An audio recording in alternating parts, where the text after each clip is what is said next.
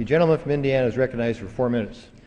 Mr. Chairman, I stand today in support of parents, teachers, and our communities. I stand in support of local government versus federal government.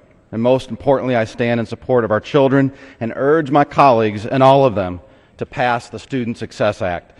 I want to thank the distinguished gentleman from Minnesota for his leadership and the members of the Committee on Education and Workforce for their efforts in writing this legislation.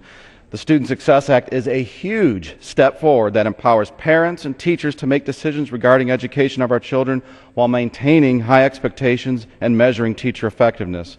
For far too long, federal education bureaucrats have sucked up needed education dollars, have hamstrung our teachers, but they've done little to improve education in our nation. And now, they want what really amounts to a national curriculum. But is there any doubt bureaucratic red tape and a one-size-fits-all approach have left far many of our children behind? We wrote this legislation because we believe that parents and teachers care for our children more than career bureaucrats at the Department of Education. We trust parents. We trust ourselves.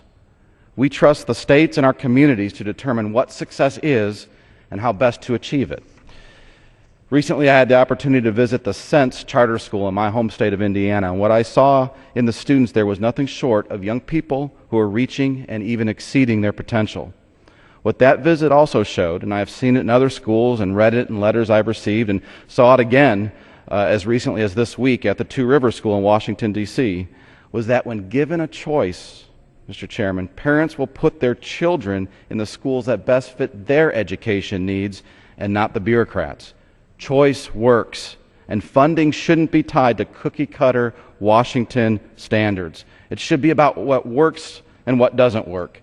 Sense Charter School was just one more example of the fact that the best ideas don't come from the top down, they don't come from Congress or even the executive branch. They come from those who know and care the most about our children, and that's parents and communities. It's time to step back and truly ask what's best for our children and families. You know, I came to Washington as part of a new crew who came here to change how Washington does business, and the Student Success Act is certainly different by Washington standards, as we've just heard. Those on the other side of the aisle always advocate education policy that tells us, as parents and as teachers, that Washington knows best, and that problems can only be solved with a new program and a bigger bureaucracy.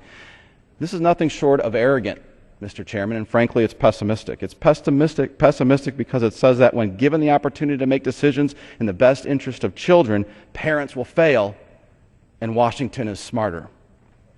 I'm an optimist, and I'm also a realist.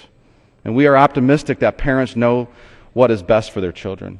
They need us to cut the Washington red tape blocking their way. And for our optimism, we are likely to be the subject of demagoguery during this debate. Critics will say we want to harm children by cutting funding from massive bureaucracy in Washington. We just heard some of that. Of course, they ignore the track record of a bureaucracy that treats our children as nothing more than nameless, faceless statistics. Bureaucracy that demands we continue throwing good money after bad because these false arguments have been around for far too long.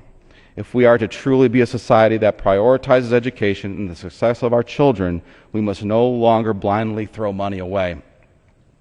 We must trust in parents and teachers to know what is best for students, not the President and not the Secretary of Education. This bill does that.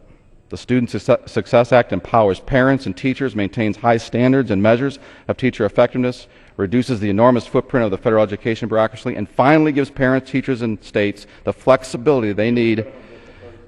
Recognized for additional 30 seconds. I thank the gentleman and won't even need it.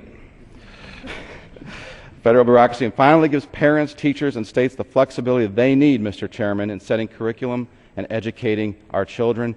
I urge again all of my colleagues to support this bill, and with that I yield. The gentleman yields back his time.